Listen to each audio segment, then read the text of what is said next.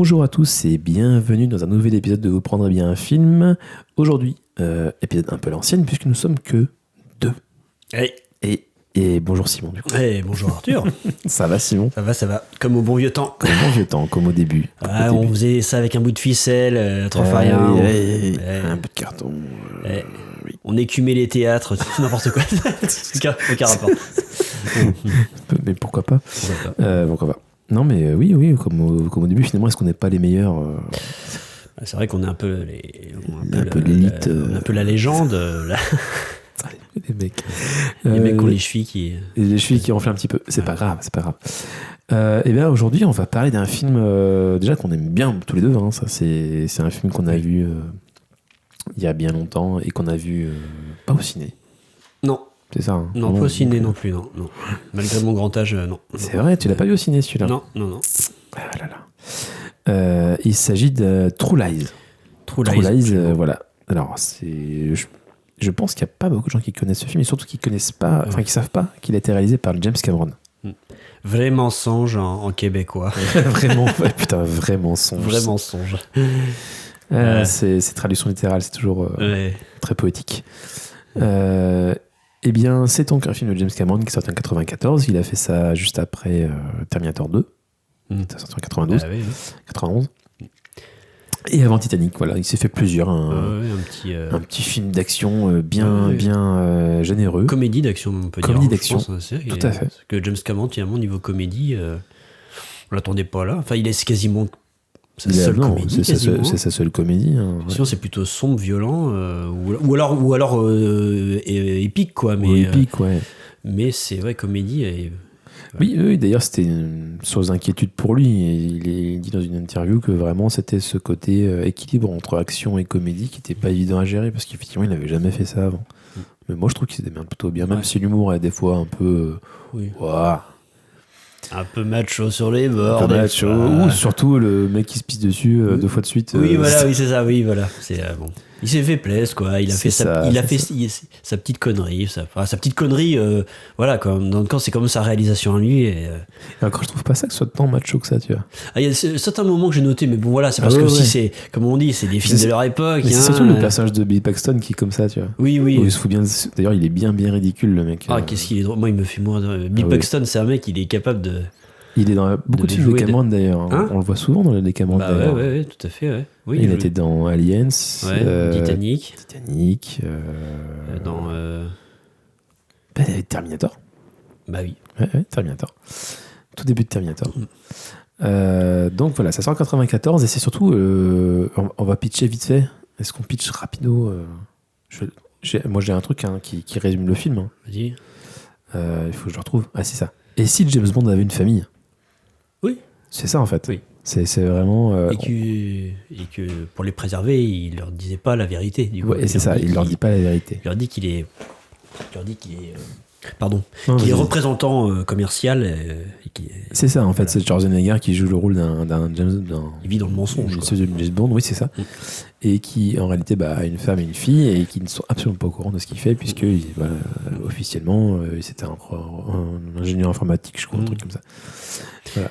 Un peu un côté Superman, quoi, parce qu'il joue un peu volontairement au mec chiant dans la vie pour pas éveiller les soupçons, quoi. Voilà. Exactement, il y a un côté alter ego, quoi. Oui, c'est ça, il y a un côté très super héroïque au truc. Et d'ailleurs, sa femme, qui est jouée par Jamie Lee Curtis, va elle découvrir en fait son alter ego d'espionne. En fait, elle va se découvrir une version un peu augmentée d'elle-même, ce qui est le cas aussi pour son mari. Il y a toujours cette notion de version augmentée de personnage chez Cameron, et ça se vérifie encore là. Tu vois, dans tous les films, c'est toujours augmenté par la technologie ou par et ces personnages augmentés, c'est ça, c'est vraiment un alter ego d'espionne un peu fantasmé. Et d'ailleurs, elle fantasme là-dessus. Enfin, je veux dire, c'est vraiment son. Elle rêve d'avoir une vie d'aventure. Elle voudrait bien goûter à ça, à l'aventure, en fait, à vraiment sortir de sa routine, quoi. Oui, c'est pour ça d'ailleurs qu'elle se fait piéger par Simon, justement. Il s'appelle Simon. Il s'appelle Simon, le loser. C'est vrai qu'il s'appelle Simon. Il s'appelle Simon. Paxton. et qui lui fait croire évidemment qu'il est un minable, voilà, qui il est du lui-même en plus. Hein, oui, il dit, qui tente de la séduire en la faisant passer pour un espion qui trimballe des documents secrets, voilà, lui faisant croire qu'il est toujours poursuivi par une menace, voilà, et en fait il essaie de la rendre, de l'intégrer dans son histoire, et elle du coup elle marche à fond, quoi. Elle sent exister en fait, quoi. Mine de rien. C'est peut-être ce que j'aime le moins, moi, ce personnage dans le film. Tu vois, c'est ce côté humour un peu lourdingue, presque humour à la française, tu vois, un peu potache. Ah, mais c'est potache, hein. Il est vraiment bien lourd, quoi. Mais en même temps, Bill Paxton, quoi. On kiffe Bill Paxton. Il a une gueule avec sa moustache et sa coupe de cheveux, là. Tête de con. C'est incroyable. Ouais. Ah ouais, c'est bon, ça. Précise aussi, on n'a pas dit au début, c'est que True Lies, c'est aussi un remake. Je sais pas si tu venais tranquillement, peut-être. Non, mais vas-y, tu veux en parler. Que c'est un remake de La Totale de Claude Zidi avec Thierry Lhermitte, Michel Boujna, Eddie Michel et Miu Miu, tourné 4 ans plus tôt. C'est vrai que dit comme ça, tu te dis Cameron qui fait un remake à Claude Zidi. D'ailleurs, et t'as le nom en plus dans le générique, tu vas marquer crédité. Les scénaristes sont 3 scénaristes. Ouais, c'est vrai. Donc Claude Zidi. Based on the character created by Claude Zidi. Ouais. C'est quand même improbable. Alors c'est marrant parce qu'en fait c'est Schwarzenegger qui est l'origine du film finalement, parce que en fait son agent, en gros c'est Schwarzenegger qui a vu La Totale et il l'a proposé à Cameron de faire le film. Il a dit il faut que tu fasses ce film, quoi. Et moi je suis chaud. Et c'est comme ça que ça s'est amorcé. Donc c'est vraiment parti d'un truc un peu improbable. Et donc il a fait ça, en fait, il a fait ce film-là donc en 94, alors qu'il venait d'abandonner son projet de Spider-Man. Il devait faire un Spider-Man à ce moment-là. D'accord. D'ailleurs, il y a des dessins qui existent, qu'il a fait, et même un script, je crois. Ah ouais. D'un Spider-Man assez sombre, en fait, assez dark. Ah, un split. Un quoi, t'avais dit quoi? Spider-Man. Ah oui, d'accord. Spider-Man. Ah non, je crois que t'avais dit un slip. Je dis pourquoi tu dis un slip? Un Slipman. Un slipman. Non, mais je voyais pas le rapport. Ok, d'accord. Voir ça. Oui, et qui c'est qui devait jouer son Spider-Man? Alors la légende veut que ce soit DiCaprio. Ah ouais? Ouais. Mais ça c'est pas sûr par contre. Ouais, ok. Mais enfin, je suis pas sûr de mon coup là-dessus. Mais je sais qu'il a écrit un script, un traitement en tout cas pour un Spider-Man. Et d'ailleurs, il y a des restes de ce script, qui a infusé un peu sur la version de Sam Raimi. Par exemple, le fait qu'il envoie des toiles de façon organique. Oui. Et ben ça vient de Cameron. Ah, tu vois, il y a des petits trucs comme ça. C'est vachement. Voilà, c'est resté un petit. De toute façon, à Hollywood, il n'y a rien qui se perd. Hein, oui, c'est ça. Rien ne perd, tout se transforme. Exactement. Hollywood est une chimie. Alors déjà, il y a la musique aussi, parce qu'on parle un peu de. On a parlé des acteurs, on a parlé un peu des scénaristes, mais, parce que c'est Cameron qui a écrit. Hein. Ouais. La musique de Brad Fiedel, qui a fait les musiques de Terminator 1 et 2. Et ça s'entend un petit peu, je trouve. Ce côté tintin. Puis une musique très synthé à certains moments. Là, t'as l'impression de voir des films de genre le flic de Beverly Hills, toutes les musiques un petit peu suspense. Là, t'entends des trucs comme ça, quoi. Complètement. Et ça, vraiment, c'est dans son époque, mais à fond. Là. À 200%, c'est ça. Et on aime ça. On aime ça. Mais ça a 30 ans, quoi. Donc, ça a 30 ans. On note aussi le chef opérateur Russell Carpenter, où c'est sa première collaboration avec Cameron, puisqu'après il va œuvrer sur Titanic et Avatar 2 et 3. Et du coup, il a toujours ce côté Cameron, quand on regarde les nuits chez Cameron, c'est toujours très très bleu. Je sais pas si t'as remarqué ça. Ouais, bah oui. Et lui, il le fait très bien aussi. Dans Terminator, t'as ça aussi à fond. C'est bleu et noir, quoi. Ouais, ça. Et là, t'as ça aussi avec la séquence d'ouverture dans la neige. T'as aussi ce truc très très bleu dans la nuit et tout. Et c'est typique de Cameron et de Russell Carpenter, entre autres. Ouais. Voilà. D'ailleurs, cette séquence d'ouverture dans la neige qui est assez fun. Ouais. Qui est typique de James Bond. C'est bondien. C'est bondien de son. Ah oui, bah, comment dire dans l'action, tu vois. Et puis il y a un hommage vraiment même à Sean Connery, et même à Goldfinger précisément, quand il enlève sa tenue de plongée et qu'il est en costard en dessous, quoi. Oui. Ça, c'est un hommage, total, quoi. Ouais. Et d'ailleurs, il sort de l'eau. Hein. Il a introduit ce personnage. Cameron, il peut pas s'empêcher de foutre quelqu'un dans l'eau. À un moment, oui, c'est ça. Il met très bien ce moment, d'ailleurs, on le voit juste. On se demande d'où il va sortir, on voit les gardes qui sont en train de marcher, puis on voit juste l'eau gelée, puis on voit une espèce de petite lumière en dessous, puis on voit qu'il est en train de de couper au chalumeau des grilles sous l'eau, quoi. Vraiment, tu sens le mec vraiment.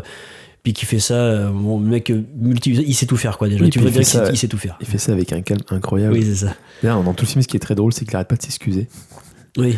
Chaque fois il défonce des mecs et tout, quand il arrête le cheval à un moment donné, qu'il fait tomber le gars. Oui. Pardon, oui, c'est sorry. Ça, c'est le côté bon père de famille qui ressort là de ce côté. Pardon, oui, c'est tout à fait ça. Ouais. Mais c'est très drôle parce qu'il arrête pas de s'excuser. Ouais. Surtout la poursuite avec le cheval, mais on en oui. après. Mais... Oui. Quand il est avec les personnes âgées dans l'ascenseur, vous pouvez appuyer sur le bouton du dernier étage, s'il vous plaît. C'est vrai. Gentleman. Mais ouais, je reviens sur la séquence d'intro, c'est marrant parce qu'à la base, quand il s'échappe de l'espèce de villa, machin, il devait y avoir un hélicoptère qui débarquait, qui devait se cracher. Oui. Et Schwarzenegger devait récupérer les pales de l'hélico et s'en faire des skis. C'est pas vrai. Si. Oh la vache. Si, ils l'ont pas fait parce que pour des contraintes techniques, je crois, ou de temps et tout. Oui, putain. Mais carrément, quoi. C'était incroyable. T'es vidéo là. Ça aurait été incroyable. Ça aurait été incroyable. J'aurais aimé voir ça. Mais bon, la poursuite dans la neige est quand même sympa.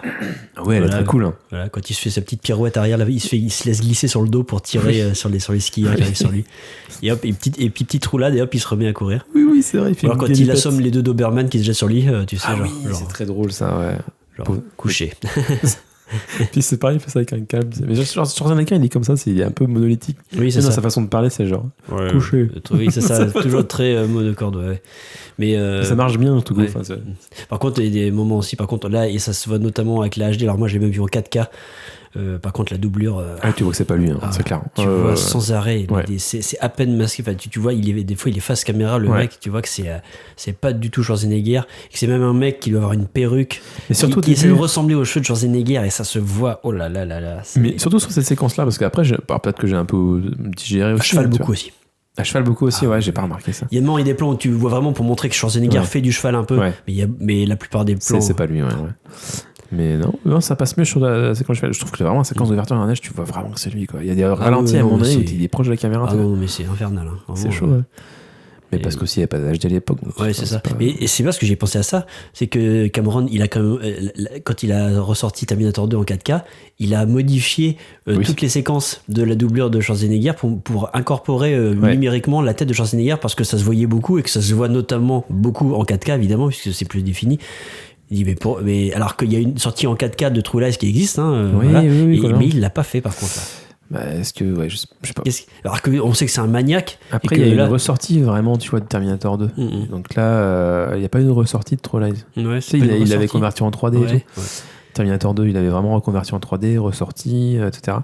Là, il y a juste eu un scan 4K ou je sais pas quoi. Okay. Et il est sorti en Blu-ray, mais il n'y a pas eu de ressortie ciné. C'est peut-être pour ça.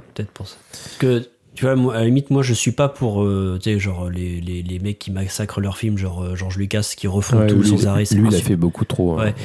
Mais tu vois, là je trouve que ça se justifie, limite. Quand ça se voit, quand c'est vraiment gros, quoi. Bah, tu mets la tête de Schwarzenegger, quoi. Puis, c'est ridicule de voir la tête d'un autre type, en fait. C'est juste ridicule, quoi. Donc, oui, on est d'accord. Après, moi, je parle du principe, c'est son film, il fait ce qu'il veut. Oui, bien sûr. Non, mais tu vois, après, il peut revenir dessus aussi. Tu vois, par exemple, Spielberg avec E.T., heureusement qu'il est revenu sur ses modifs.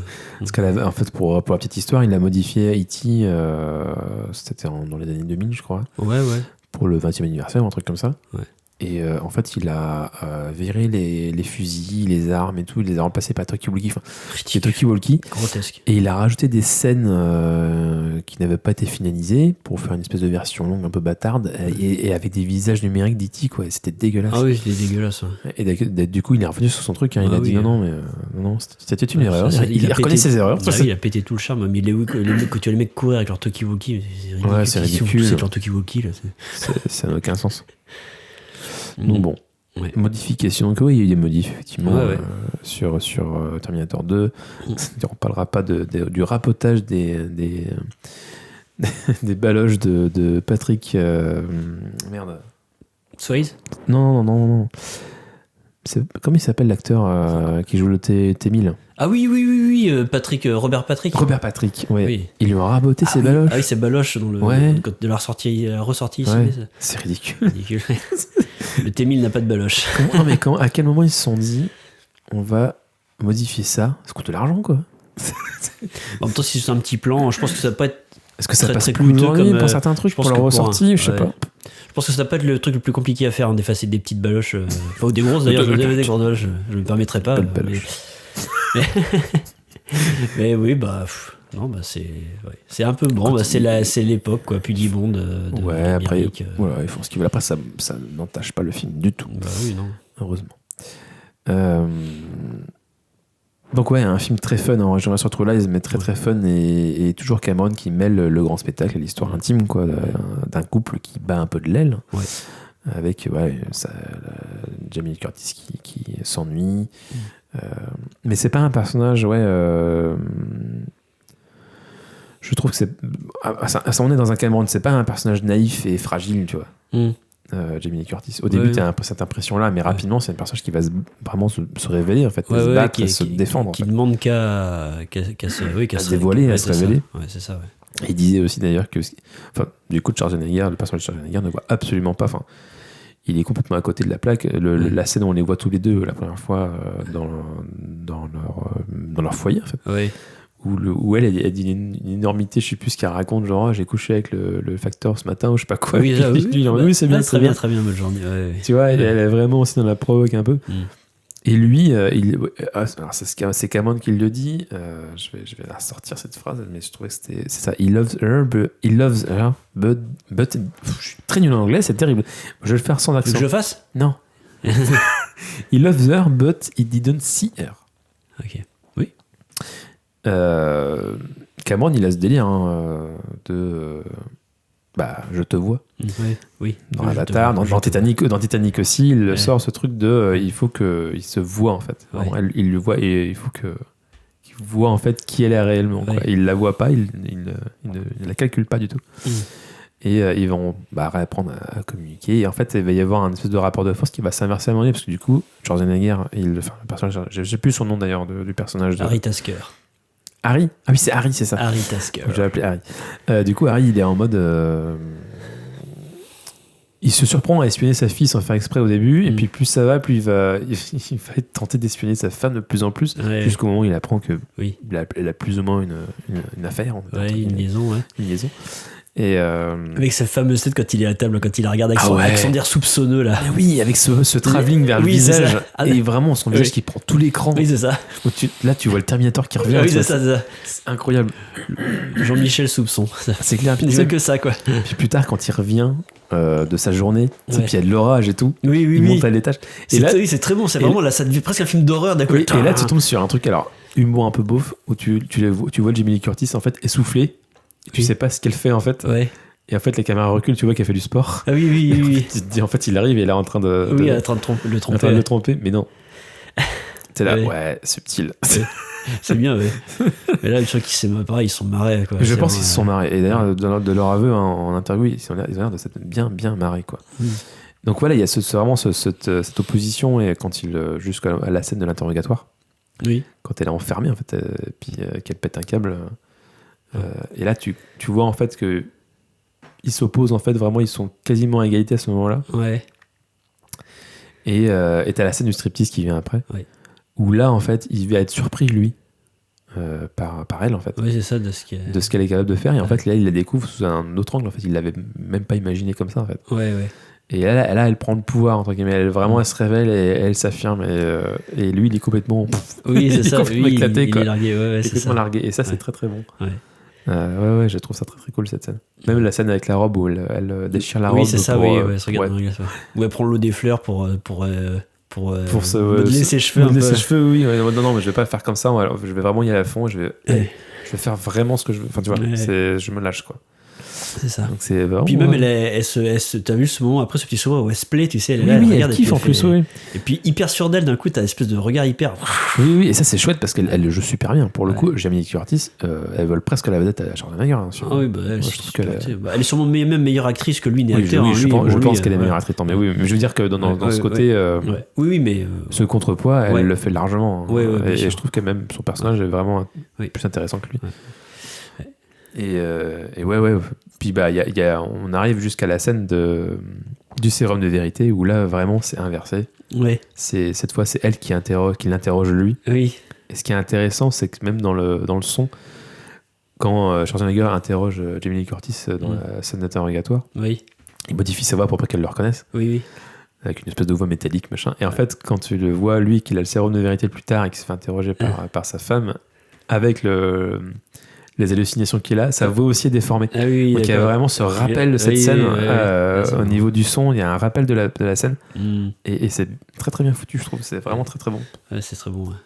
Mais, Cameron de la mise en scène, quoi. Ouais, très chouette. Tu as déjà tué quelqu'un? Oui, mais c'était des méchants. La meilleure réplique du film. They were bad guys. Bad guys. C'était très très bien. Ouais. Attends, je pense à ça, Schwarzenegger, tu parlais de son jeu d'acteur, il y a des choses aussi pareil. Mais là, un peu, c'est ce côté un peu, justement, un peu robotique qu'il a. C'est justement quand il danse le tango. Oui. Ouais. Il est raide, le gars, mais t'as l'impression qu'il a un balai dans le. Pourtant, il s'est entraîné. Hein. Oui, il s'est entraîné, mais tu sens vraiment que. Ouais. Il a dit, ça se voit qu'il s'est entraîné. Ça se voit. T'as vu le corps qu'il a aussi. Mais il est vraiment. Il est pas souple. Mais il peut pas. Ah, il peut pas. T'as vu le corps qu'il a, c'est pas possible. Et on sent vraiment qu'il y a des moments comme ça, quand il se bouge. Mais après, et puis sur la musique de tango là, qui est chouette là. Oui. Mais d'ailleurs, musique, alors pas la musique de tango, mais juste avant, t'as le Beau Danube bleu, qui est joué au violon et piano, et qui est repris tel quel dans Titanic, sur une scène qui ressemble un peu.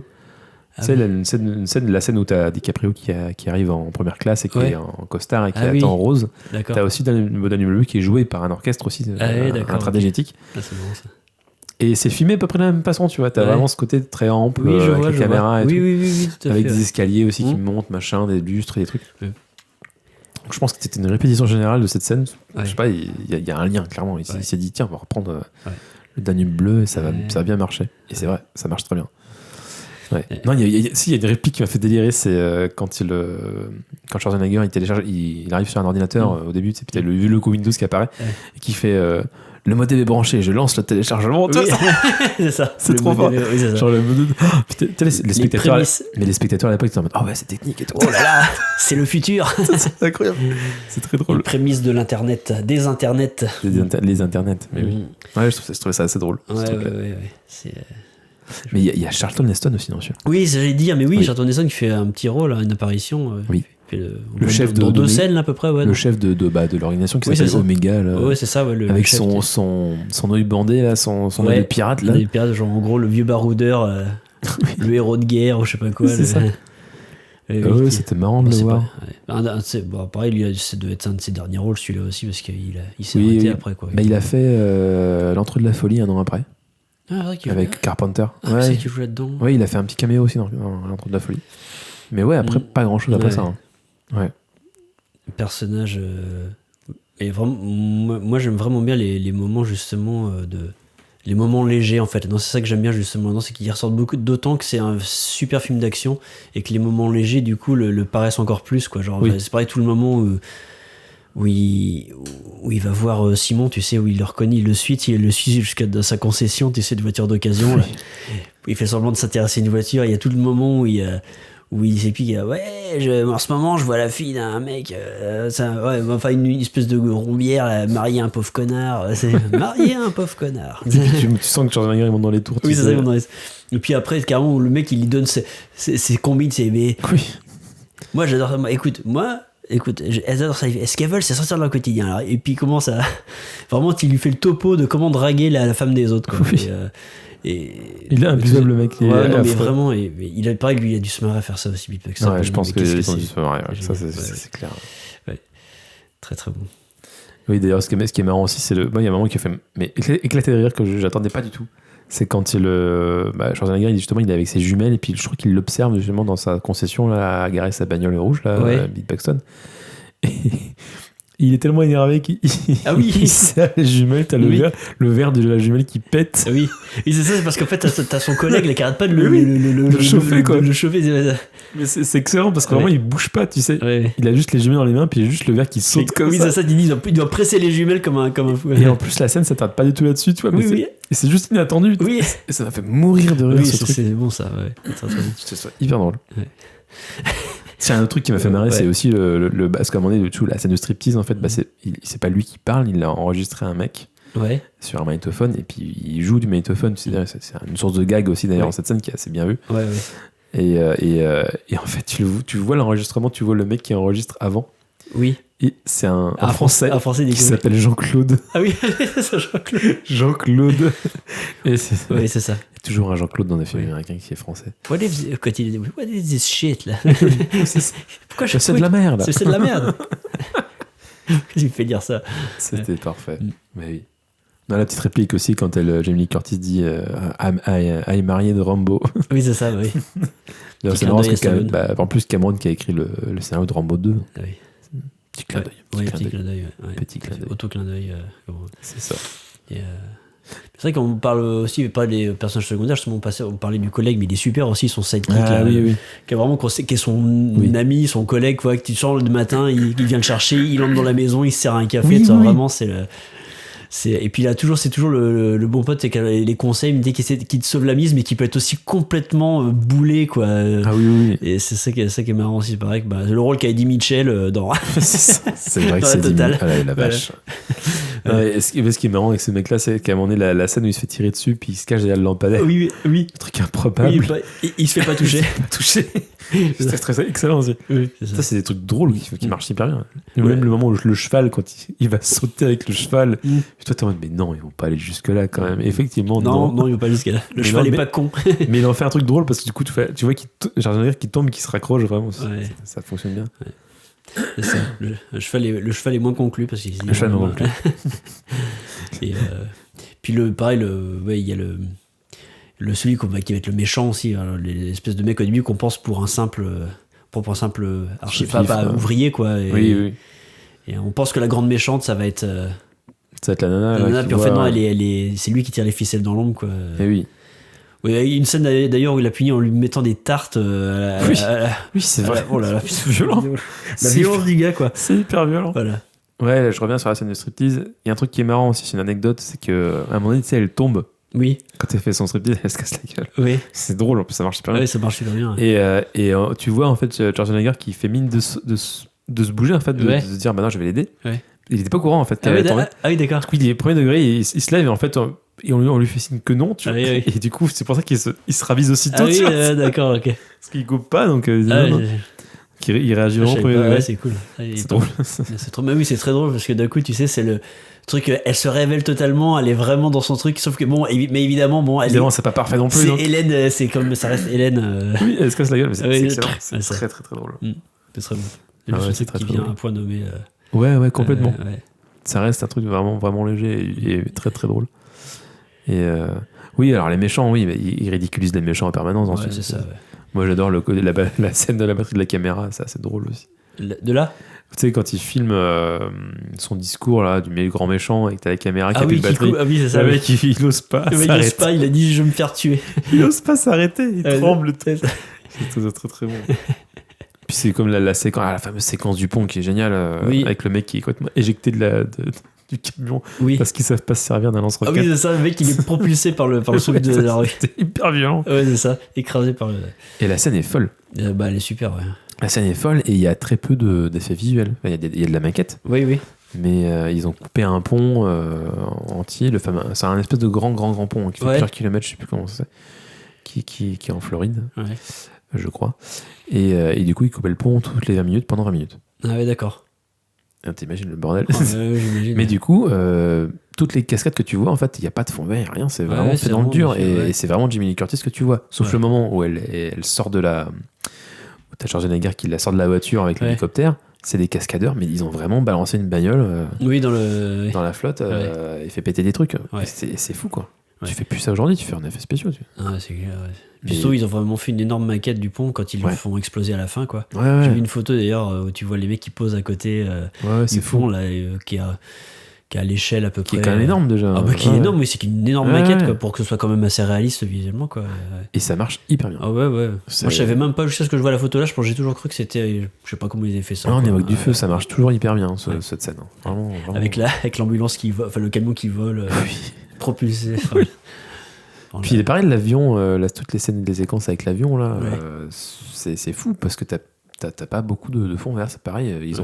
Ils ont décidé à un moment donné de suspendre un avion avec une grue au milieu des immeubles. Ah oui, c'est et ça, les acteurs, ils jouent dessus. Oui, c'est ça, ouais. Et les séquences larges, le plan large où il tourne autour de l'avion, avec sa caméra, ils sont là. C'est-à-dire l'avion, il est vraiment suspendu. Ils ont juste enlevé le câble numériquement. Voilà. Oui.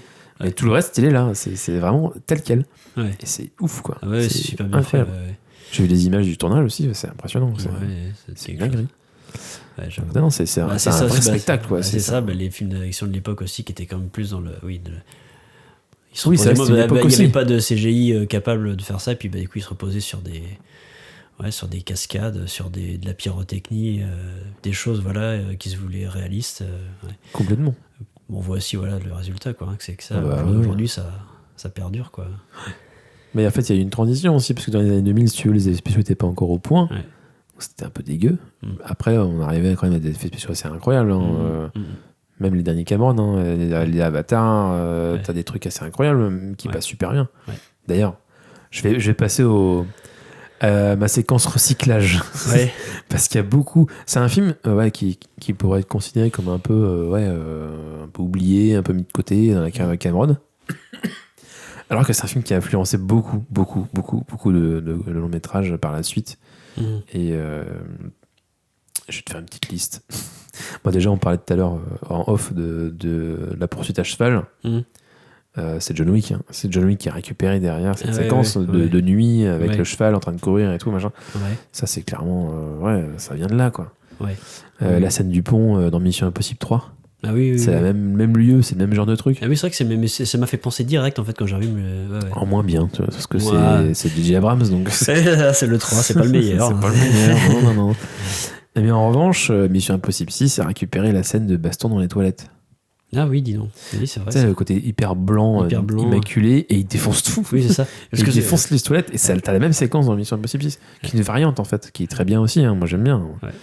Je trouve que celle de Cameron est quand même vachement plus élaborée. Mais... Il y en a une aussi ça me fait penser aussi à celle qui est dans Casino Royale au tout début. Là. Pour une fois qu'on voit le premier homme qui tue en fait. Du coup, vous n'avez pas encore le double zéro. Parce qu'il faut tuer quelqu'un. Bah, et en plus, ils l'ont fait en noir et blanc. Alors c'est marrant parce que c'est quasi du noir et blanc aussi. Il y a un côté très blanc et très noir avec les vêtements et les armes. C'est vrai que les toilettes, en fait, du coup, une fois qu'elles sont. Ça peut devenir un endroit très glauque en fait tout de suite. Quoi. Et c'est que du coup, quand tu pètes tout autour de toi, du coup, ça devient vraiment une espèce de lieu de cauchemar en fait. Entre les éclairages qui grésillent, la flotte et tout, c'est vraiment un truc à faire. La faïence pétée. Et c'est Cameron qui a compris ça, qui l'a fait sur sa mise en scène. Après, ça a été récupéré. Mais ça vient de là. Bon, peut-être que j'exagère, mais. Et le petit pépé qui est sur les toilettes. Le petit touche d'humour toujours, voilà. Et qui sort à la fin avec le froc sur les chevilles, et c'est genre, c'est fini. C'est le bon. Avec le bloc de faïence qui tombe, ping, ping, ping, ping. Mais oui, il démonte complètement les toilettes. C'est très drôle. Oui, c'est ça. Super séquence du coup de combat aussi qui est très très chouette. J'ai noté Matrix aussi. J'ai pensé à ça quand à la fin, quand t'as les terroristes qui sont dans l'immeuble et t'as le mec avec les jumelles qui regarde par la fenêtre et tu vois l'avion qui arrive et juste devant lui, t'as le même plan dans Matrix avec les agents qui sont dans l'immeuble en train de garder Morpheus et tu vois l'hélicoptère qui arrive en ralenti aussi. Oui, c'est ça, pareil. Et tu vois ce point de vue de l'intérieur. Oui. Et tu vois Neo qui est avec sa mitrailleuse et qui commence à mitrailler tout l'étage. Oui. Exactement la même chose que dans True Lies. Ah, c'est vrai ça. Ouais, là, c'est vraiment, ça vient de là. Et Keanu Reeves, du coup, encore. Keanu Reeves. John Wick. Mais en même temps les Wachowski s'inspirent de plein de films d'action aussi, tu vois. Donc c'est pas hyper. Enfin, je serais pas hyper surpris que ça vienne de là. Mais c'est vrai que là, c'est très très proche, quoi. Mais mais c'est amusant, quoi, parce que c'est pas un film, tu te dis qu'il a pas True Lies, bon, mais il a une influence de dingue, en fait. Ouais. Et puis après, oui, il y a en moindre mesure Die Hard 4 avec l'avion. Hein. Oui. Avec l'avion qui fait du surplace et tout, et qui se battent dessus et tout, t'as ça aussi. Mais Die Hard 4, c'est pas bien. C'est vrai que j'ai pas fait rapprochement avec tout ça. Ou alors peut-être inconsciemment, mais. Peut-être inconsciemment, mais t'as plein de petits trucs. Ouais, c'est ça. Et Cameron y recycle aussi, donc t'as pas mal de trucs qui sont recyclés dans ces deux avatars. Parce que t'as ce combat sur l'avion qui est un peu repris sur la fin d'Avatar avec l'espèce de gros vaisseau là. Oui.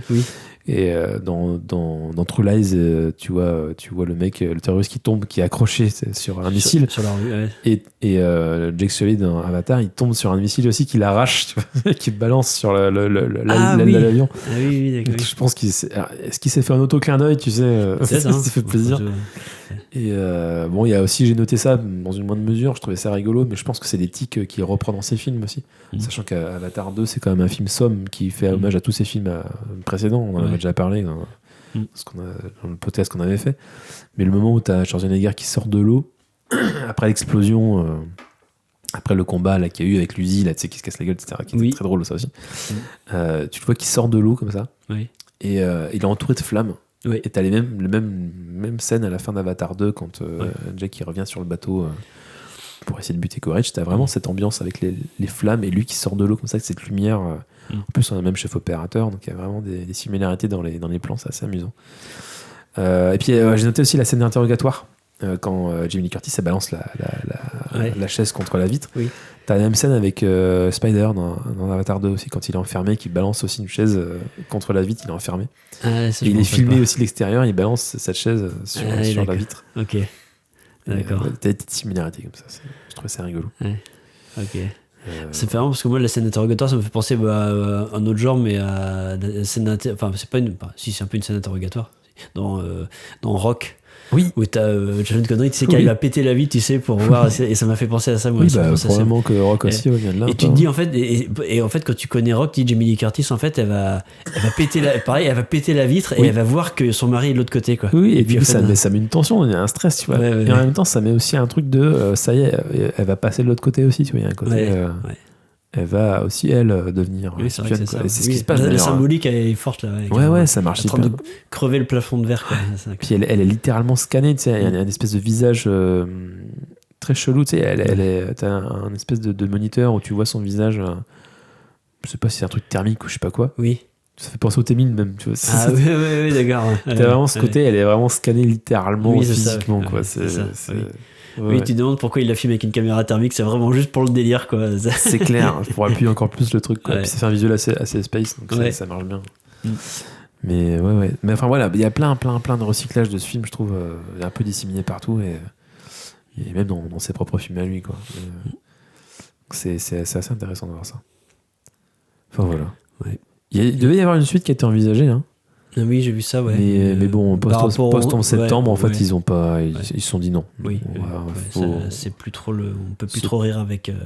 À ce moment-là, en tout cas, le terrorisme. Oui, c'est revenu, hein, maintenant. Maintenant, c'est un peu plus facile. Mais pendant quelques années, c'était compliqué. C'est sûr. Et tout le monde était prêt à. Je sais pas si l'équipe était prêt à reprendre le. J'en sais pas plus, mais a priori, ils sont vraiment éclatés, donc je pense que ça aurait pu se faire, tu vois. Okay. Mais bon, après on a eu Titanic, Avatar, on est content, on va pas se plaindre. Le mec s'est fait plaisir. Il nous a fait plaisir. Il nous a fait très très plaisir. C'est vrai que Cameron nous a rarement déçus. S'il nous a déçus un jour. Mais bon, on a hâte de voir en tout cas son Avatar 3. En tout cas moi perso, j'ai moi aussi, hâte de voir ce qu'il va nous faire. Ce qu'il va nous faire, ce qui sort du coup en décembre. Là. Ah, c'est décembre. Ouais, hâte de voir ça. Voilà. On a beaucoup parlé d'Avatar. Quoi ? Oui, c'est ça. Bah oui, mais en même temps, on est sur Cameron, donc c'est quand même... Si, on a parlé de... Tu t'avais pas fait de rapprochement. Enfin, si, t'as fait un rapprochement avec Spielberg un petit peu. Bah, là, après, c'est presque venu. C'est presque moi qui l'ai fait, ce rapprochement-là. Mais du coup, là, j'en ai un que t'aurais pu faire, que t'as pas fait. C'est que la musique de Tango. Elle est dans la liste de Schindler qui est sortie la même année. Voilà. Je me suis dit, j'ai pensé à ça. Tu vois, c'est tiré par les cheveux. Mais non, tu l'as pensé. Non, carrément. Non, parce qu'il y a vachement l'accent mis dessus, justement. Oui. Parfois qu'on voit Schindler en train de fumer là, avec la musique par-dessus. C'est la première scène du film, je crois, d'ailleurs. Oui, ce plan est magnifique. Mais ce thème aussi, il est fort, quoi. C'est ça, quoi. Mais du coup, c'est marrant. Moi, ça m'a fait penser. Oui, et c'est marrant que c'est la même année. Ouais. Et avec une ambiance un peu feutrée aussi. Puis Liam Neeson qui est incroyable quand il observe du coup les nazis qui sont en train de festoyer machin, et vraiment c'est je cherche ma proie aussi, tu vois. Oui, c'est ça, ouais. C'est lequel je vais arnaquer, lequel je vais utiliser pour me faire plaisir, quoi. Flight le Schindler, c'est un petit bijou, quoi. C'est un chef-d'œuvre. Ah, c'est dur à voir, mais c'est. Faut passer, faut vraiment le voir et le revoir parce que c'est vraiment un chef-d'œuvre. Voilà. Autre chose à ajouter, mon cher Simon? Bah écoute, non, pour se retrouver, non, c'était un plaisir de le revoir après l'avoir, comme j'ai dit, l'avoir vu pour la première fois en VHS, hein, parce que je suis un vieux. Voilà. Sébastien qui m'avait prêté, encore une fois, comme de nombreux films qu'il m'avait prêté à l'époque. Sébastien qui était. Ça vient de Sébastien aussi, ça. Oui, tous les films, il les achetait, puis il les regardait un week-end, et puis la semaine suivante, il me le passait. Voilà. C'est comme ça que ça se passait, purement et simplement.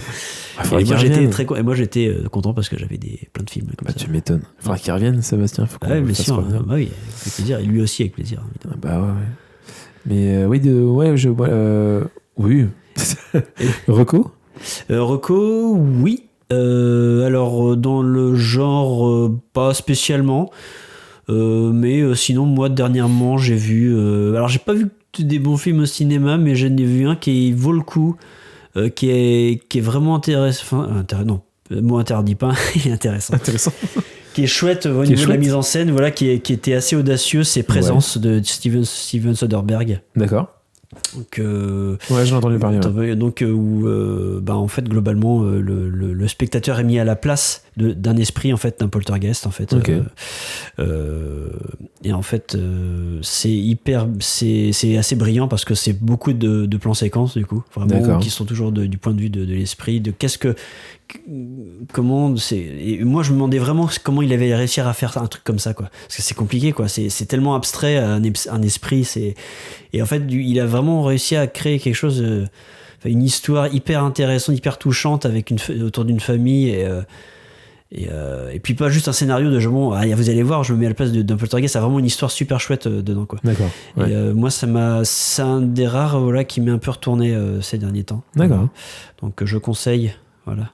Très bien. Voilà. Donc en plus il revient en force parce qu'il y en a actuellement encore un autre de lui au cinéma là, avec Michael Fassbender là, et Kate Blanchett qui s'appelle je confonds, c'est peut-être celui-là, j'en ai entendu parler. Okay. Voilà. Mais quasiment les films sont sortis à la suite, les deux là. D'accord, ok. Il est productif le monsieur. Oui, tout à fait. Très bien. Moi j'ai enfin vu, on en a déjà parlé, hein, mais Here, les plus belles années de nos vies, c'est un sous-titré en français, de Robert Zemeckis, et c'est un petit chef-d'œuvre. Là, je pèse mes mots, hein, c'est vraiment un petit chef-d'œuvre.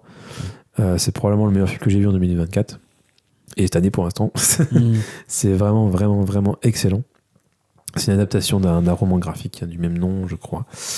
Où, en fait, tout le film est d'un seul point de vue. C'est-à-dire que, imaginez qu'on pose une caméra en fait, à un endroit précis dans une maison.